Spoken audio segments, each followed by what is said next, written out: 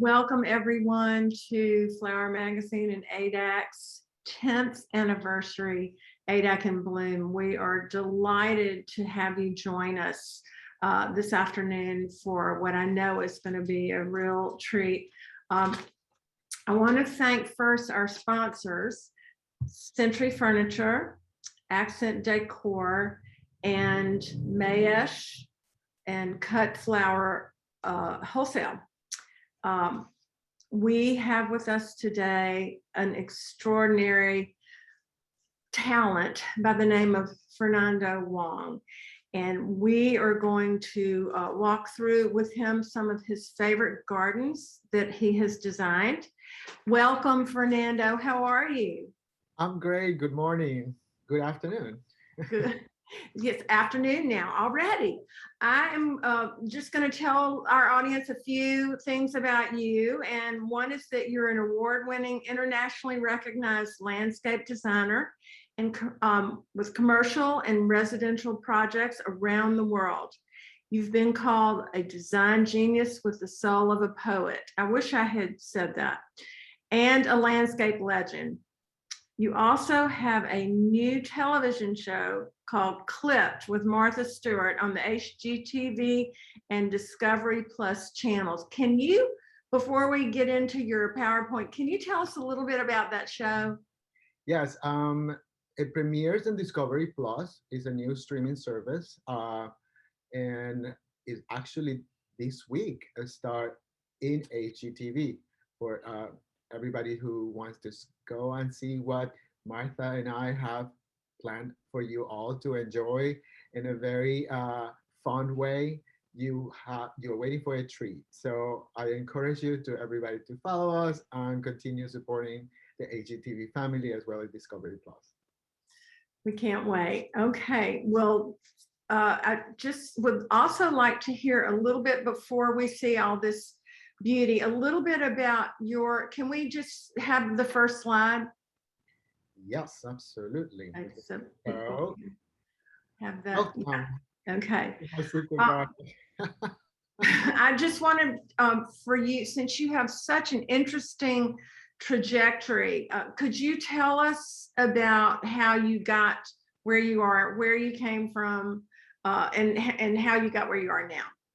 Well, I've always been very fascinated by drafting since I was a little kid. I used to go with my mom to the hair salon, and just to keep me occupied, I was mesmerized by drafting. So that became a career. I studied architecture for years in the University of Panama. I also did 3 more years of interior design. And also, I was a very avid athlete. I did a lot of swimming since I was 8 until I was 19, and from 19 until I was 25, I did pentathlon, which is about 5 sports. So there was this fascination of drafting as well as sports, just because I wanted to travel. I wanted to see the world. Later on, I come to visit some friends in the United States. Actually, it was Rio de Janeiro, my destination, my wish for. It was Rio de Janeiro because it's just so beautiful. And then someone offered me a simple question.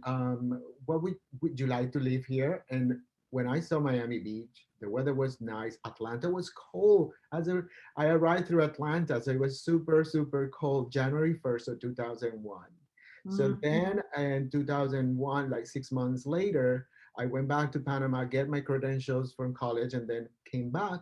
And then I started the immigration process. And what is it? And it took me about 17 years. So I'm an American.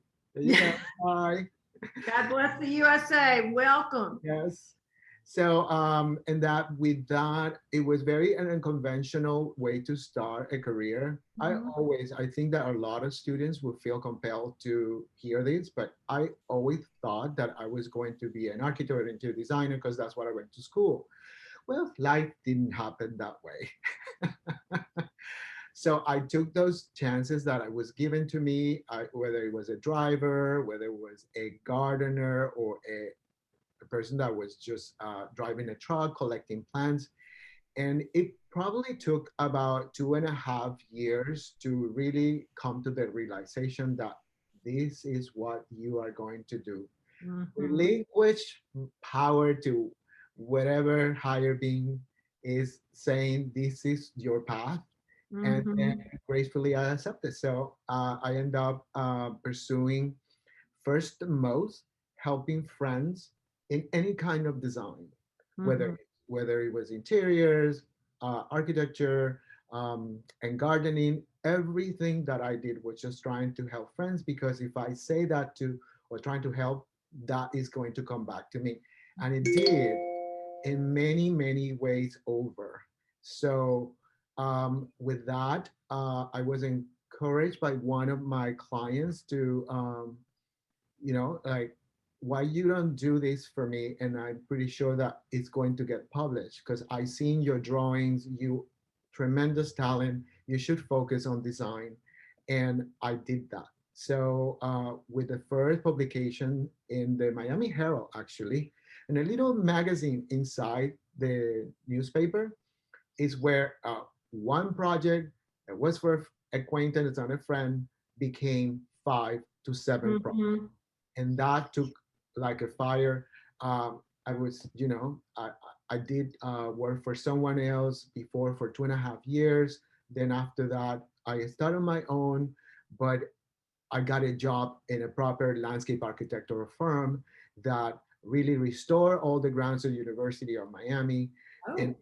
have this amazing training for 4.5 years in that company while I still have my weekend projects.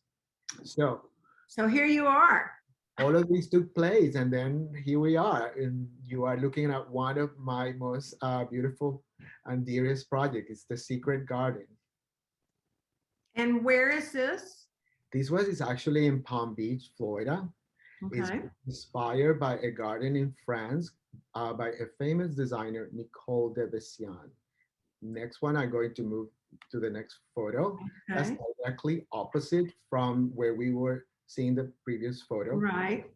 And in some occasions, I've been asked if I actually repurpose products or materials, and definitely I do, because I also part of the Landmark Preservation Commission in Palm Beach. So I always try to repurpose things. I always try to engage the patina of materials, and you can Mhm. see the center fountain in the lower of the screen was Mhm. actually a 3-tier fountain that we section off and then use the most significant components to it. Next photo. Mhm. This pool was actually very much uh, kind of a Spanish Mediterranean, and we were going after a very particular look.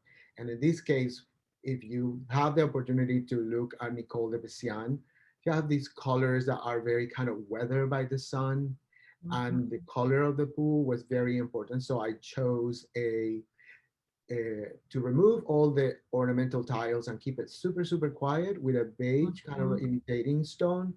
And then the bottom of the pool was super, super dark, which actually gave us this wonderful teal color to it. I These love that. I love that. Fernando, can you talk just for a minute about the vegetation? Was everything, were the palm trees there and then you added the box and the topiaries, or how did that all evolve? there was this particular owner purchased the house from someone before, so she had Mhm. edited a lot, and I took a lot of more things out. So I kept the existing perimeter hedging that was already on the property, so I can manage the funding that I have from the homeowner to use it where I can actually uh, allow the homeowner to see what I could do with Mhm. vegetation, my own take on Provence vegetation to what actually can grow in Florida. And Right. eventually, like these three triple palms on either side of the fountain, they became a standard tree, basically like a lollipop, just to build it up, and it's still evolving. The gardens will always evolve. And I'm Mhm. lucky enough to be engaged numerous times by the homeowner to achieve this Provence garden. Provence, is that what you said? Yes. Okay. Why that?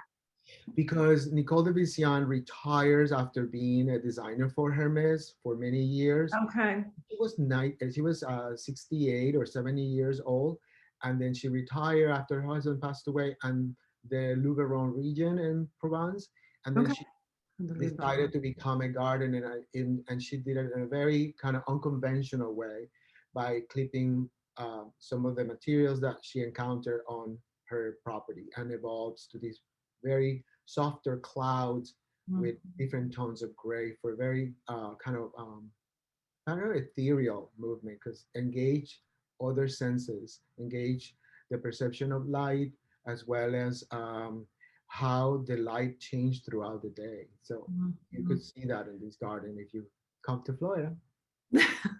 Well, this is exquisite and looks very restful. I like that you quieted down the tiles. I can imagine those were pretty, but pretty complex and a little bit louder. So I think the garden and the pool speak for themselves. And it's just, I want to be there. I think that you will come and we should. Okay. Okay. Okay. So for your next trick. Yes. Okay. Let's go and see the next one. So this one is Ah. a little bit more kind of in the uh, um, British colonial style, Mm-hmm. or Georgian Caribbean style. This actually was a delightful way to do it, because although the architecture can be very kind of traditional, but I wanted to set the tone that by using typography of vegetation. So for Mm-hmm. instance, the canary day palms that are on either side of the fountain, on the right side, Yeah. they're typically something that you see in the Mediterranean or in California. So with that in mind, I just elaborate upon that. I use a lot of jasmine in the walls of the kitchen that leads you to the pool, as well as these beautiful McKinnon and Harris furniture that are flanking the entrance. This is quiet too and elegant. I really like it. You mentioned jasmine, Fernando. Do you take fragrance into consideration when you design? Absolutely. It's really important to source the vines. In Florida, we have diversity of fragrance. We have it from the gardenias, the jasmine. We also have from the citrus. We also have it from palms as well. But I Hmm. think it's very interesting that in this particular one, I use something that emulates lavender, and it's to the left of the What picture. is that It's over called on the left? it's called lavandula pinnata, or Spanish lavender. And Okay. when in one of my trips to England, I saw it in Cambridge in one of the like the greenhouses, and they call it Spanish lavender, but Mhm. it smell more like a sage Hmm. and or fern leaf lavender.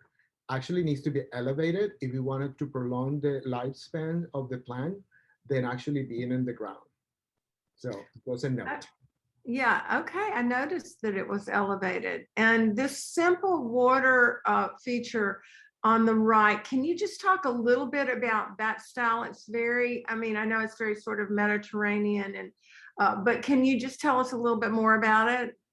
Actually, there was an element of surprise because that was not part of the original design. The wife really wanted to have the sound of the water from a fountain, and to me, it was just perfectly smooth. The water that was spilling over from the spot into the, because I like to hear the rustle of the palms.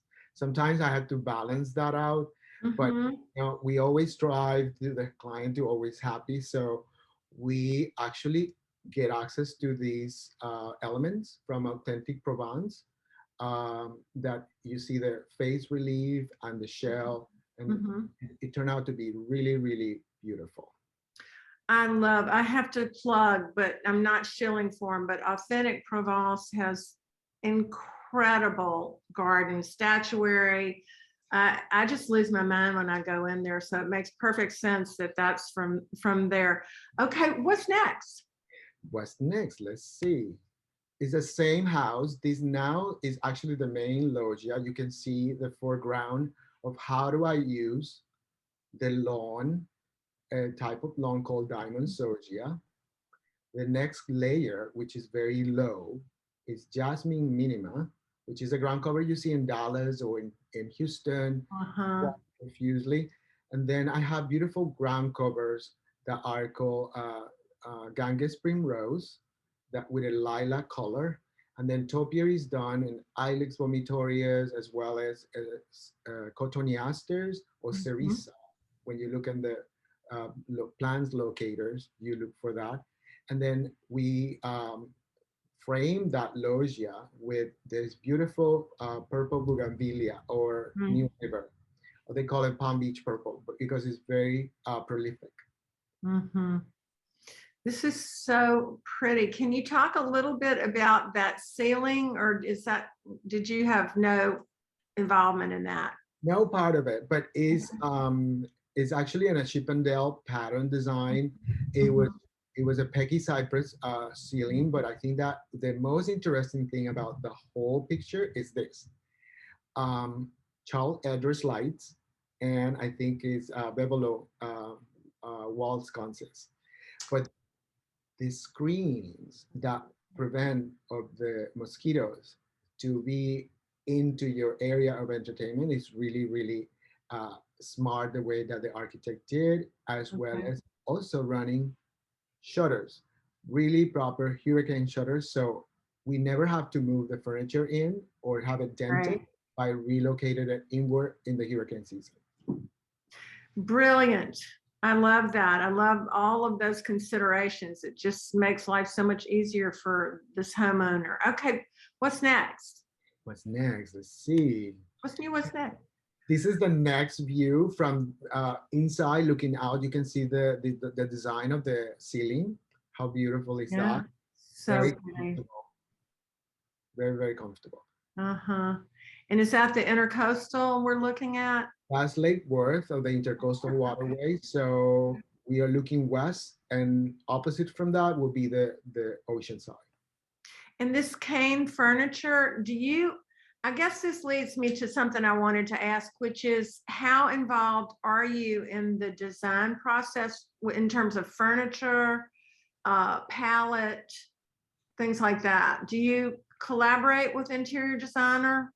I can do it all, if Mhm. but I have to evaluate situations, and sometimes I get referrals from the interior designer.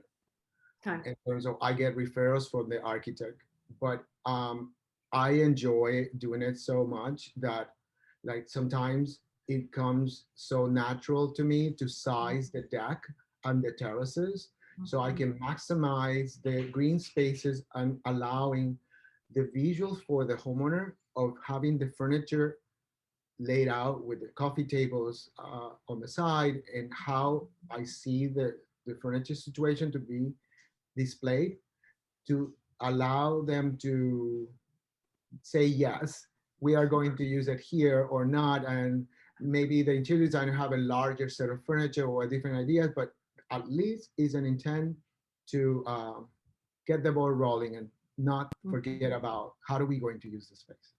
So Well, this is really great looking and quiet again, but I like the dark cane. I think it's a nice counterpoint to all that white and then the Pecky cypress. Okay, is there more from this house or do we have another project? this is a different one. Okay. This was a renovation that took about 4 years. Um, and that was literally in Miami Beach and a canal, and it it got stripped away from a lot of ornamentation, and I allowed the garden to be the most not trying to soften the edges of the architecture because it seems a little bit kind of on the robust side if you see the columns.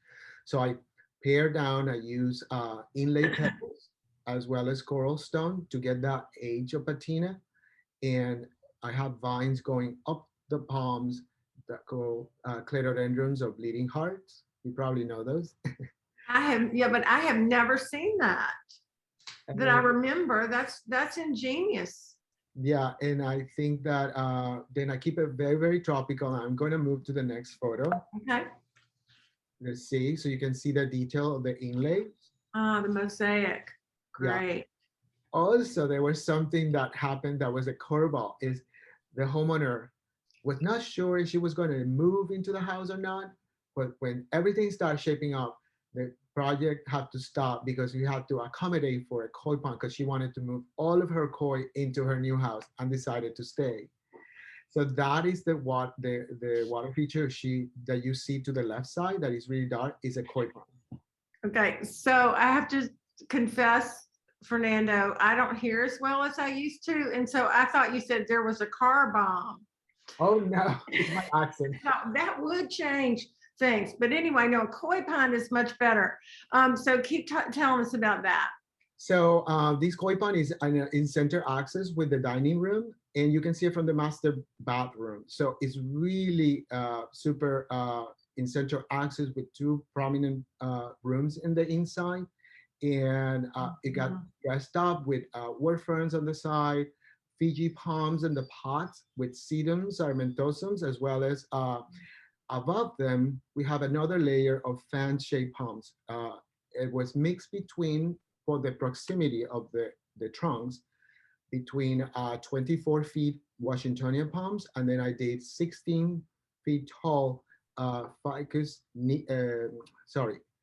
Livingstonia's nitida or Carabon palm from Australia.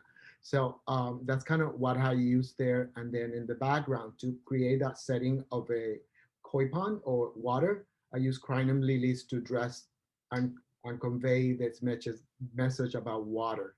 And Mhm. Mhm. Oh, I love that. And your scale is just so spot on, Fernando. And I know that comes from a lot of time and study and exposure and architecture, but it's just perfection. It's just beautiful. thank you. We're going to Yeah. move on to the next photo. Okay. Yeah. And this one actually is in Palm Beach on the ocean. And we use here the golf course grass that you see on the foreground. We actually take this idea. The client came to me with a photo of this gentleman called uh, a, a gentleman's folly. Mm-hmm. He's an art dealer or an art collector or an antique collector. Oh, what are you talking about? Furlough Gatewood? Yes. I Yeah. think so, yeah. So he had that picture of the pots with hydrangeas, and there was a Yeah. peacock kind of traveling sideways Mm-hmm. in the foreground. So that's where this idea come from. It was not Mm-hmm. mine, I admit it, but I thought it worked out really well because we cannot grow hydrangeas here, and Mm-hmm. that is in the shade. We use Plumego auriculata to create this beautiful scene here. Well, and you did come up with your interpretation of Furlough's elements, and I think it's perfect for Florida. Can you talk a little bit about these planters, these basket weave planters? I have those made here and actually in Miami, and they are having a sandblast finish, so you Mm-hmm. can get that kind of European flair. And I also added on the plinth, the little Mm-hmm. pedestal. It adds so Nice. much dimension to it, and there's Mm-hmm. two lights on either side of the urn of the pot. Mm-hmm. And what else? Ah, there's a beautiful. I don't know if you can see it. It's the Pandanus utilis or screw pine. They were already on the site, but they were not in the current location. I relocated. That is where a recurring thing that I do and turn out to be a very helpful thing for me as I do things in the Caribbean, where travel or getting material that is mature to the islands is very difficult. So all of these exercise that I did, not only in Florida, but I had the opportunity to apply it to other cities and other towns. I just, I think that is so appropriate for that environment. And those, even though that basket weave is very sort of classical, it's fresh because of the material. I need to interrupt and say, I forgot to urge everyone to please go to Q&A or chat and ask questions, and I will read those questions to Fernando after his presentation. So go ahead and type them in, and we'll gather them, and then I will read some and ask Fernando at the end. Okay, keep going. The next one. So that's basically the approach. That's what we actually get to see first. And as a matter of fact, these locations here, let's talk about repurposing. And at the end was in ruins, kind of tossed over the side of the yard. And I always planned to use it, but it was originally for a fountain. Hmm. And the fountain came to be so expensive that we kept the shape and created this beautiful kind of formal garden with obviously the lawn, elysiums in the foreground. And then we have cotoneaster, white impatiens, and in the background we have yellow walking arrows with two bougainvillea standards kind of flanking the urn that is filled with mandevillas. And I love the standards, that sort of topiary-ness with the blooming plant material is interesting and really pretty. Okay. So we are going to switch now to something a little bit big. This project took me about 6 years. Wow. Heavily invested in terms of the property was I have to sometimes sign so many non-disclosures or whatever, so I could not say a word what I was working or whatever, but um, was invited to this project in the most fascinating way because I was at a cocktail party and I was pretty much wearing exactly this. And then a client previously said, Fernando, we are working on a deal or something like that. He said, but one of these days I'm gonna call you for you to meet the architect that we are interviewing to run the project. And then I was in a cocktail party, so what am I going to do? Not drink. So I got the call, and then I said, Fernando, where are you? Oh, I'm here in Ocean Drive. He said, okay, you come to the house. He said, okay, sure. It's that I want to introduce you to the architect. And then when I got there, I was fine, no problem, get a taxi, whatever. But then I was told that day that she put my name into the mix. And for that to happen, I need to get some renderings done from that Friday until that Sunday to go to New York and then meet Richard Myers. So that kind of how this started. Wow, I love those serendipitous moments. Well, can you tell us about this structure?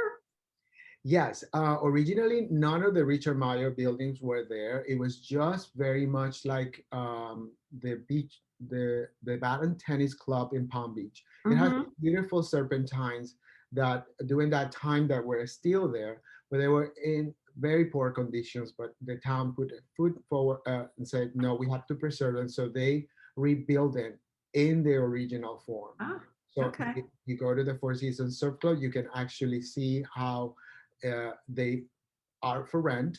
Also, some of them are part of the spa as well. And this is basically directly opposite from where we were just showing the picture before.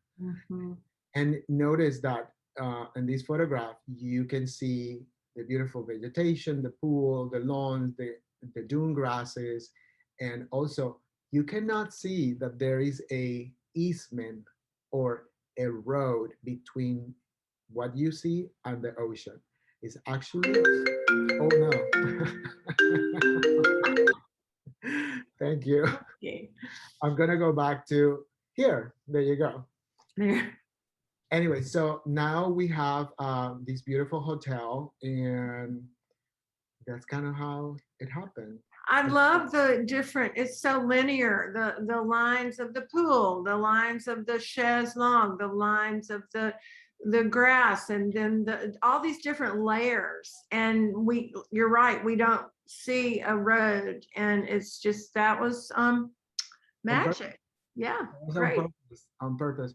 And anyway, so let me show you the other angles for you to kind of have a full visual of it. Pretty. it's really amazing the type of regulations that any project has to go through for Mhm. fire, life safety, and lighting. But all of them, it worth all of the effort that everybody put into these wonderful projects. So I'm very, very lucky. It's so pretty. I'm even looking at the sunbrellas, the umbrellas that are kind of recapping the shapes of the palms. It's just, it's all very fluid and quiet as well. It's just beautiful. Thank you. Let me show you the next photo. So, okay, I also do show Hmm. houses. I have done like probably 12 to 17, I forgot to count. So this was in Brickell Avenue, and I have a friend who was a sculptor, an Italian sculptor, and this was in studio. And then when I went to visit the site, I said, okay, this is what I want, and this is what it's going to be. So could you let me? I had to go through so many hoops to get that sculpture up the penthouse of this tower, and How, this was for how did you get it up there? it's all of the you see the different sections is Okay. actually have a stainless steel plates in Okay. between and a center rod. Okay. Very, very heavy, but I was not lifting that up. Well, what is this, by the way? It's an interesting figure, but I can't tell. It's sort of half insect, half human. It's more of uh, it's more of a butterfly. It's more of a gesture to say Okay. that we are evolving, and it's a Okay. very androgynous form as well. Interesting. As Interesting. that's kind of my little Spanglish Italian kind of get into the mix. No, it's great. It's fascinating. And so are you involved in garden statuary in those selections? Absolutely, I I would think try so. to do it. It's a very interesting because I like what I like, but I also have to embrace what the clients like. Right. In this particular case, I have full control, but there's other images maybe in the future that we could do this again. Scenarios in which this particular situation, we will have a sculpture that is called the Vader.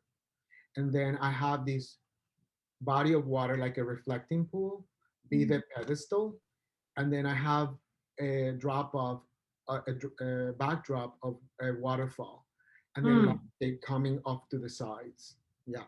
So I don't think I have that picture here, but if I do, I will send it to you. We'll wait and see it in your book whenever you get that done. Yes. We want a Fernando Wong book. All right. Well, let's go to the next photo. Talking about sculptures. Okay. Mhm. This particular one, I did it with a very, very dear client. She makes so many things happen to me in Palm Beach, Mhm. in Southampton as well. So I'm very, very, very honored to consider me to do her own house. Yeah. So I use inspiration from Hugh Newell Jacobson. Hmm. Not only I was directed by the interior designer who happens to be the owner, but also um, things that he theorized, things that he had done in the past, and it became a very kind of a sculptural home. And then to the left side, right here, you can see one of the owner's sculptures Hmm. that were set to be a center axis with the Hmm. main loggia. And this is very interesting because that also have a very unusual trellis or cover area that is used the pattern blue, Ives Klein's blue. So Hmm. wait for it. It's coming. There you go. Wow. Yeah, and that house actually is facing the lakeside, and Okay. then these uh, lawn areas on either side. It was actually to allow the house to flow very softly from the inside to the outside. Have two steps down so the Mhm. runoff or the spillover from the rain cannot affect the furniture inside. And then the lawn also benefit from keeping it up high for high velocity drainage. So it will always be perfect. The Oh, spa was actually safe onto the lower part of the area, so you can have unobstructed views of the Lake Worth. beautiful. Beautiful. Yeah. And ingenious that just that slow, gradual descent. And yeah, that's such a smart move.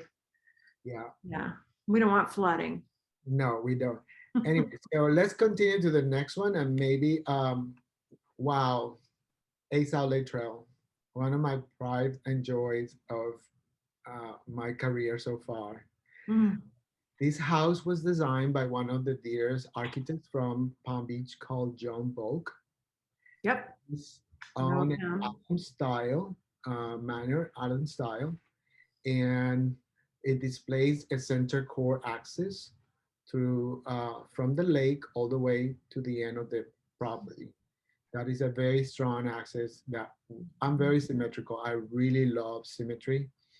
I think it's beautiful and allows very much the fluidity of surprises that nature might do. So I think that this is very much a recurring thing that you see on my projects, but that brings me peace. So I think that that came out really nice. I think so too. And the symmetry, I mean, it shows, but it could be very stiff, but it's not. There's enough play in between that you just have a really great skeleton, a great, and then all these other elements that work. But there's order. We need order. Yeah, I think that for instance, some of the things that I did in this particular house was actually to edit to the max. Hmm. The only thing standing was major trees, such as the tree that you see at the bottom, at the end of the screen right here. That was a Ceiba peltata or K-pot tree. Then Huh. off to the side, there was another type of Ficus aria or banyan, and there was another lychee protected tree here. Hmm. On the lake side, there were other two flanking the view from the lake, Hmm. and everything else came out. Uh, uh, Let me correct. There were some royals that I left here because it balanced the picture. So you will see that next. Okay. Oh, I got the floor plan first. But let's then you can see once again those trees that I just talked about. The other Mm-hmm. ones are right about here. Mm-hmm. And this garden was a total restoration. And I'm going to move to the next photo so you can get a visual. Mm. This is a beautiful chevron shaped pool that kept that coping that was historical. Uh-huh. And then the fountain before, it was a different shape, but it was so poorly shaped that we actually went to our friends in Authentic Provence, and they provide us with the elements that you see in the fountain. There's a gate in the back, and then you can see the majesty of the Cape tree. And Where does that gate go? It looks like it it, goes just it, into a hedge. it's right there in between those two pillars. Because before, this property used to go to, I think there were three more properties that Mhm. were originally part of this house before. These three came to the United States or Palm Beach area from the Bahamas by one of the gentlemen who was the pioneers of Palm Beach. It's called Mhm. Jim Clark. I Okay. forgot his first name, but that's kind of where that tree comes. And there's several examples of K-pots in Palm Beach. Okay. So So exotic. let's go to the next photo. And that will be directly across from this the garden and basically underneath that K-pot tree. So I have used simple plant materials such as the lawn, the cotoneaster, the Ilex vomitorias here to get that kind of a wispy or lavender look. I use something called Salvia leucanthia or Mexican sage. Mm-hmm. The bed is actually done with bougainvilleas, coconut eyes, which is a door variety. Huh. There's two Duranta blue sapphires here that they need to be trimmed to keep the pom-pom shapes smaller. And we Mhm. are punctuating the garden with podocarpus cones that eventually are going to get taller. Yeah, And I like those. They're sort of sentinels watching over the garden. Really uh, pretty. at the very Excuse me. end, we have 4 canary day palms. And you can see in the background landscape that belongs to the property as well as the neighbor's property. And that is something that I enjoy doing because the surprise of a homeowner by the perception of all of the things that they have around them. I think that I have done my job when people start noticing things that Mhm. they just didn't. Mhm. This is really, really elegant. And I think I'm going to go to the next photo, just Okay. so it's more clear. You can see some of the Okay. Oh, vegetation, yeah. more clarity. And even the homeowner, he used to say, Fernanda, you have to come super early to the yard. He said, but you're probably not awake. And then he say, no, but you don't understand. I enjoy coming before sun comes out with my coffee and I just sit and I see the a little bit of the dew and it feels Mhm. like it's frost, like it's Mhm. frost because he's from the Northeast, and one of the reasons why he bought this property was because of that major tree in the back. But I think that for me is it was just magical to do this Mhm. project. Really, really nice. It has a lot of personality. Yeah. Let's see if I have one more picture. Oh, that was the last one, Margot. Well, I could look at your gardens all day long, Fernando. We have several questions that have come through, but before I take questions, I did mention we'll just wait for your book. I know you don't have one in the plans yet, but I want to encourage and urge you to get on it Thank because you. I know there's a lot more of this and there's a lot more different. And so we will hope that you can have a book so we can hold your gardens in our hands and flip through. Okay, so someone asks, how do you water those large pots? Interesting, because they look like they're far from the house. So The large pots, actually, every time I do a garden, there are a couple of people who know me already. They know, but lawn would be a separate zone. All of the perimeter would be a separate zone because technology would allow us to do that by that digital clocks in the irrigation. But there is a specific zones around the entire property that is connected to drip lines the pots. There's other instances in which I can actually use a product called Terrasorb, which is like a gel, and I mix it with the soil because pots tend to dry out rather quickly, and that helps to manage the situation with the water. okay. Um, who is your greatest influencer? Russell Page, of course. Yay. I can see that and I can understand that. But can you say why? I think I think that we have the same sentiment about gardens. I think that they are so important to our well-being.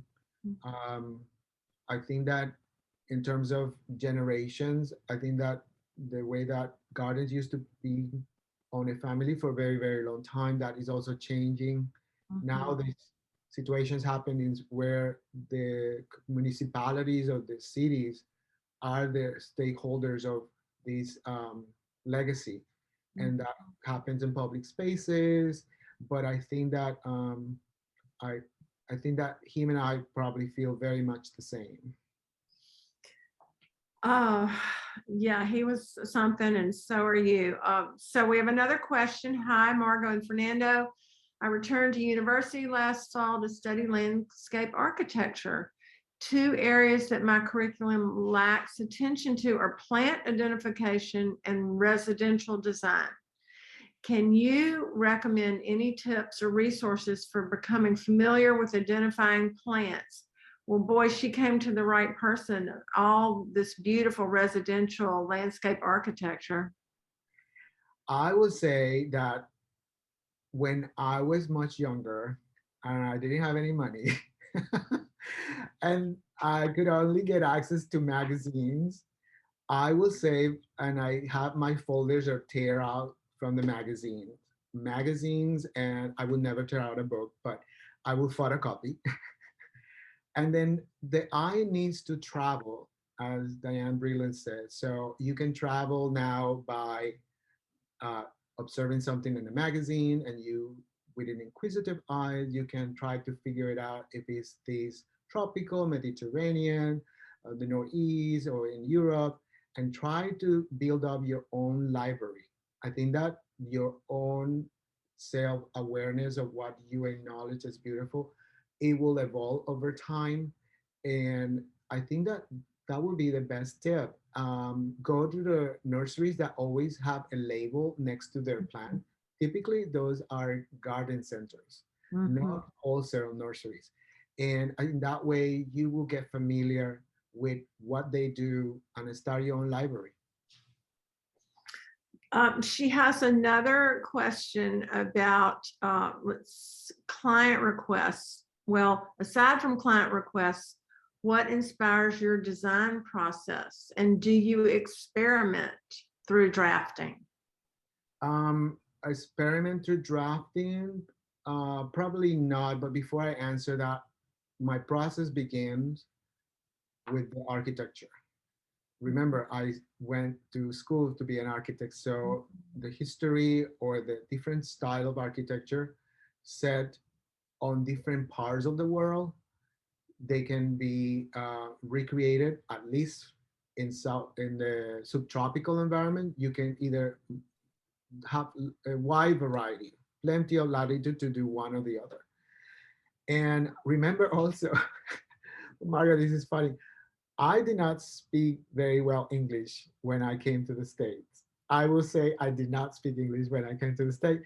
So I used to grab pictures of the plant material, and then I go to the nurseries or the garden centers and try to pare it down to find out, because even the internet was not that, you know, um, up to date, let's say. But always you have that commonality of images, and you can you can translate, because an image doesn't lie, and that's kind of my advice. Mm-hmm. Back to the plumbago planters, are Yeah. they totally filled with soil? Yes, typically we'll have an underlining of a fabric, then we have sand. I'd say sand just because it's, if we were to do these pots on a terrace, the sand tend to filtrate any kind of stain from the nutrients of the soil. Then you have another layer of fabric. Then you apply the rock. Then you apply the layer of fabric, and then you apply the soil, and that should be it. We'll be good. That is a lot. I haven't been doing that. Uh-oh. Okay. This is from a friend of mine, Laura Dowling. Hi, Fernando. I love how you use the chaos of nature juxtaposed with architectural forms. What's the best way to add structure and polish to a shady period garden? She's got old growth boxwood, ivy covered brick walls and pathways, and a giant oak tree. So, what's the best way to add structure and polish to that? If you say you have a giant oak tree, I think that you can use one of the plants that is in these photographs, such as the Mhm. jasmine minima or Trachelospermus asiaticum, that goes really well underneath the oak tree's root structure. And then you can outline that with a metal edging if the roots would allow it. And then in shady spot, you wanted to probably use different tones of green, so the light actually gets dimmed down in multiple layers, just like this photograph. is in front of you to create shadows so the trunks of the bark of the oak tree, or in this case, the kappa, can become more luminescent or more Mhm. bright. Gosh, the trunk of that tree is just, it's Seussesque almost. It's like, oh, it's just really different and exotic. Okay, we have a question about plant material. What plant is in the basket weave sandblasted planters inspired by furlough? Or Uh, isn't that plumbago? it's lumbago. Um, Um, what plants translate well in other southeastern states that you use in Florida or recommend for zones above Florida in the South? when I use plants that can actually travel well, there's about 4 to 6 months that I can use a wider variety of seasonal flowers. Mhm. But my gardens tend to be 80% uh, tried and true material, and the 20% are the seasonal flowers, so I can manage the budget wisely. Mhm. And there's a greener approach as well when you're not bringing in things that don't love that environment. Okay, there's a question about your show. Is Yeah, there going to be season 2? Someone asked. I think so because Martha was doing about 3 different shows, so they keeping Martha very busy, and I think that is going to be quite remarkable because the contestants are so fun. Poor thing, they work so hard. I want everybody to win. You're such a sweet guy, Fernando. Um, I know that's hard to pick. Well, we are going to have to sign off now, but I want to thank you for your time and for sharing the beauty of your world and your talent and your art with us and all of our audience here at ADAC in Bloom. And we will look for you on Clipped. That sounds great. And like us, Thank you. Bye. bye.